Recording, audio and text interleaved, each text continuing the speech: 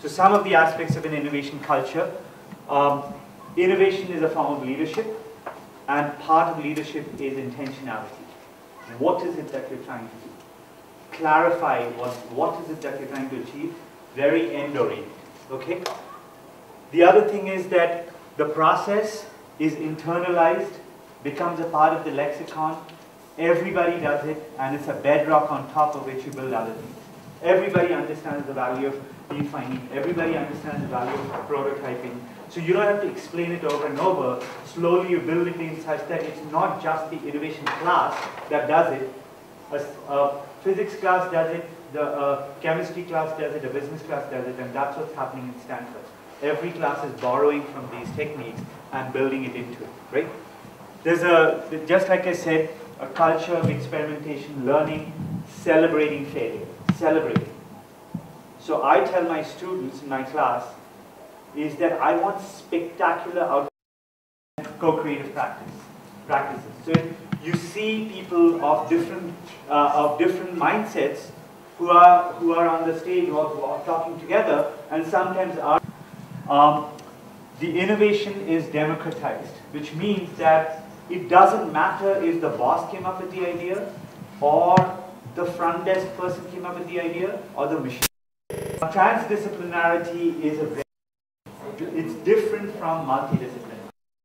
So multidisciplinarity means that you have around the table, you have many disciplines represented, and each of them have come with their expertise to the table. But what they're seeking is the intersection set between their concerns, which could be minuscule or non-existent.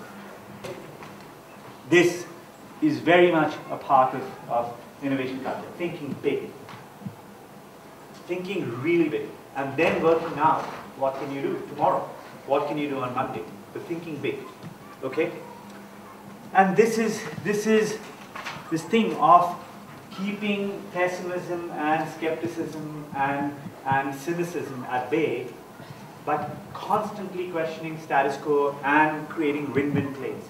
By win-win plays, you mean if you're stuck in the concern of the short term, it's an innovation challenge. How can you meet the short term and the long term?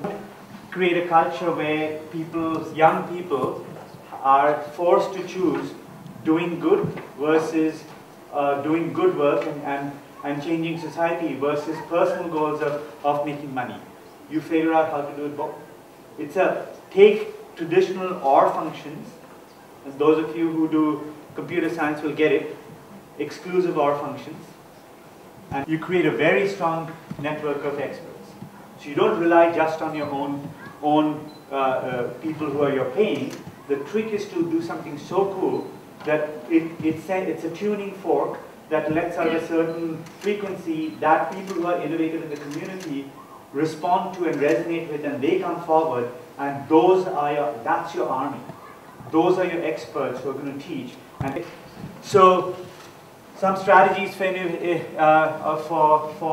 looking at innovation is thinking in terms of acupuncture points. Where can you place it, right? Here are some acupuncture points. Think of existing courses that can take a slight twist and take an innovation flavor. Create a system of new courses so that the students have different pathways. Give some cultural cues that are different.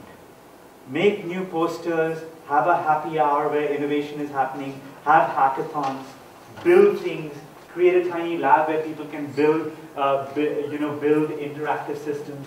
Have cues where people realize that this is the new name of the game, that you can build things, try things out, etc. MOOCs is a very, very powerful tool, but we will reconceptualize what MOOCs is in terms of what is the African context. MOOCs has existed elsewhere in its own context. We will reinvent it today. So this is interesting. You can actually use innovation in order to shape research, and also say that actually all that innovation theory that Bani spoke about, that might be all very good for Silicon Valley. We need to create our own version of innovation that outperforms anything that's been done before. Do a quantum leap on what constitutes innovation methodologies and build that into the system.